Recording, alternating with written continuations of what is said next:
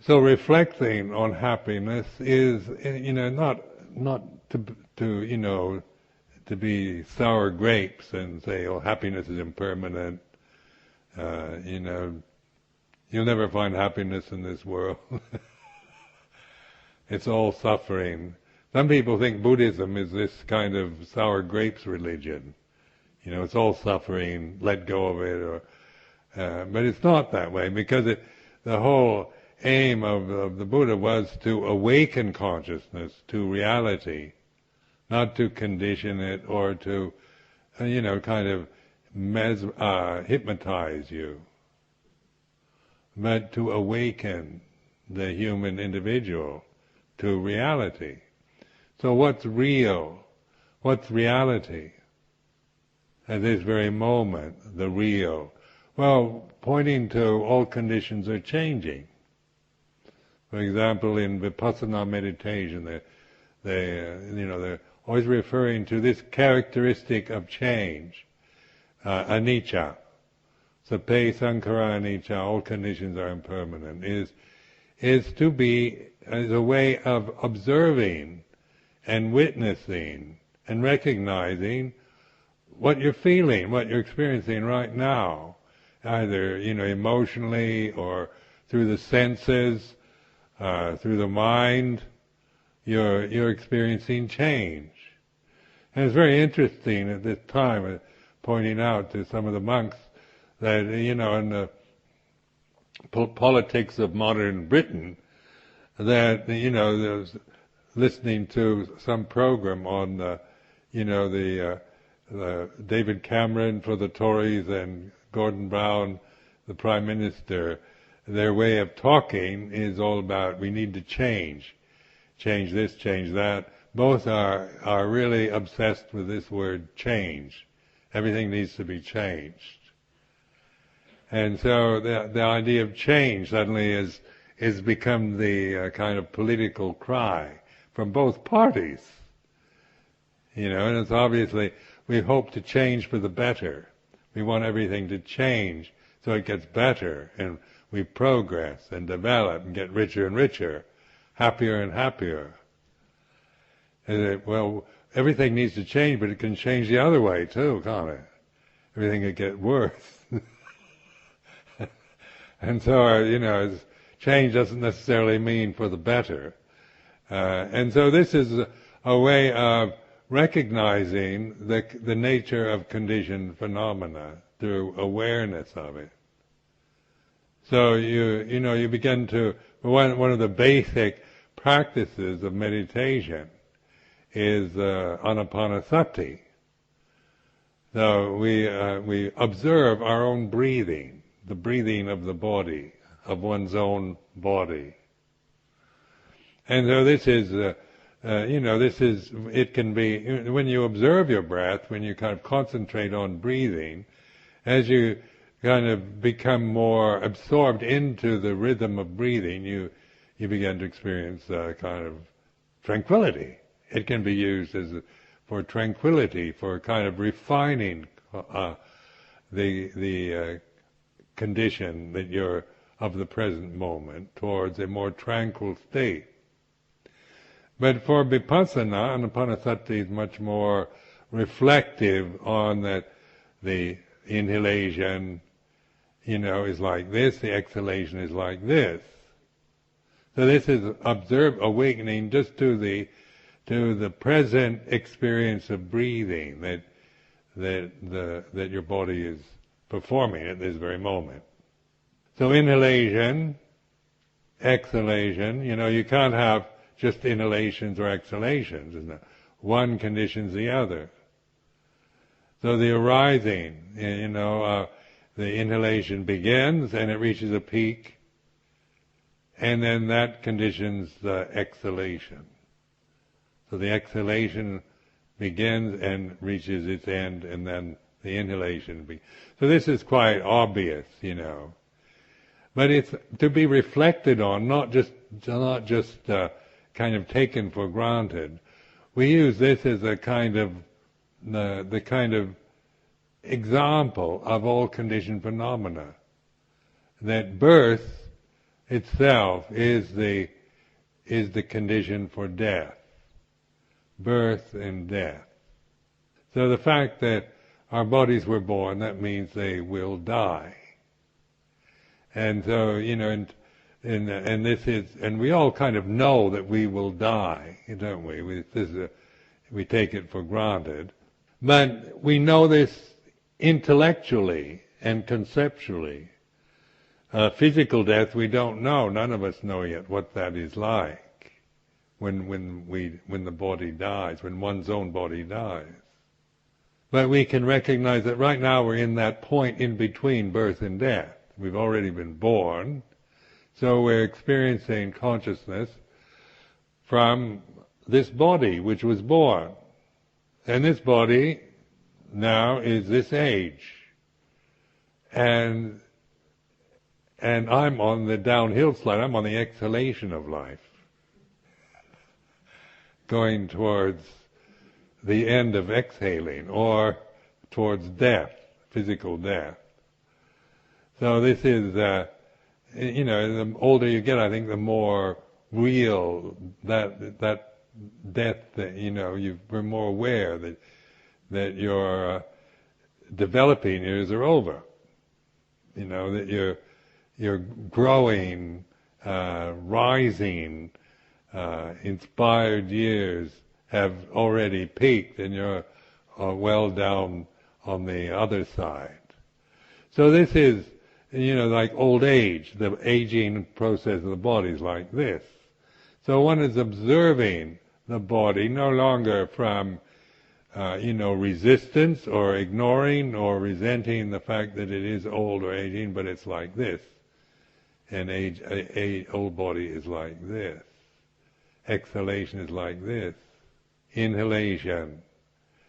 Now, the inhalation, exhalation are not particularly, they're very obvious, because breathing is a basic function.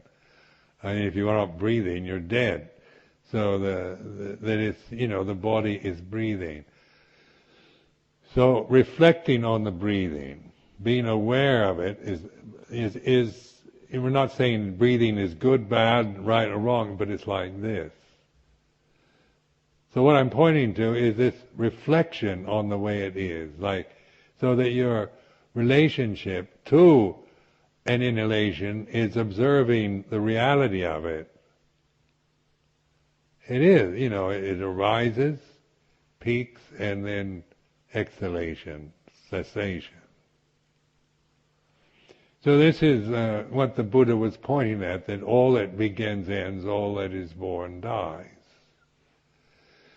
And in that reality, to recognize, to really reflect on the impermanence of conditioned phenomena, you're being mindful. You're taking refuge in awareness. So that awareness itself is the gate to the deathless. So this is like being aware and cultivating awareness. You're no longer caught in the delusion, or you begin to see the delusion of identity with conditioned phenomena. Because that is the self-view. Anything you think you are, believe you are, identity with your body, with your emotions, with your memories, whatever, that is not what you are. Those are changing conditions. So you observe how, your personality changes according to the weather, according to who you're with, according to what's happening around you, according to your position, according to all kinds of other conditions. One is happy, sad, feeling important, feeling trivial, feeling loved, feeling unloved, feeling happy, sad, fulfilled, unfulfilled, feeling young or old, vibrant, elated or depressed, miserable, sick, according to conditions, that are changing. So they awaken us to change. So this awakeness, sati, in Pali, sati sampajanya, is a very simple. It's not something difficult or something remote or special. It's so ordinary we don't notice. We're usually seeking happiness or fulfillment, some kind of extreme, some kind of desire that we remember having happiness before, we want to have it again. We want to become, if we feel unimportant, we want to become important. We want to feel I am an important person, or I'm worthy person, or I'm a lovable person, if we don't feel that we are. When we look at ourselves through this thinking mind, we've developed, modern education makes us very, very critical. We've developed critical minds. So we're very much aware of what's wrong with things, what we don't like, what shouldn't happen, both in ourselves and in the society we live in.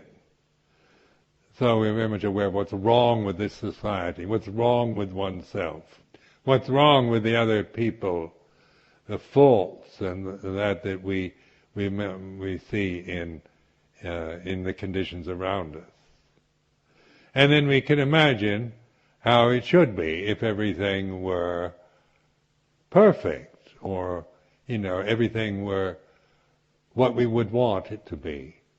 If everything in the society and oneself, one's own mental, emotional habits were normal, healthy, beautiful, good, happy, loving, and all these very positive words that we have for that which we would like, would want. So awakening to reality is observing change, which is not about good or bad, but about the way it is. The body's changing. At this very moment, you can feel, how your body, the experience of your own body sitting is changing, or the breathing, or your emotional feelings, or your thinking, your thought process, or whatever this condition is, you're noticing, observing the changingness, which is non-critical. Not saying change is good or bad, it is just the way it is. It's Dhamma, or reality. Conditions change. So that which is aware of condition is the unconditioned. And that's what, to realize, to recognize the unconditioned, is not identifying with it, and not claiming it as some kind of personal attainment or anything. It's just awakening, learning to awaken and recognize and cultivate. So like Sangha is practicing this, developing, cultivating awareness through the experiences that we have in with these conditions that we have to experience till the body dies. So our relationship to the conditioned realm then is one of recognizing it, knowing it, no longer wanting it to be otherwise, but recognizing it. Condition is changing. It's like this. Feeling happy, feeling unhappy, feeling content, feeling discontent, elated, depressed. Just like observing your inhalation, exhalation.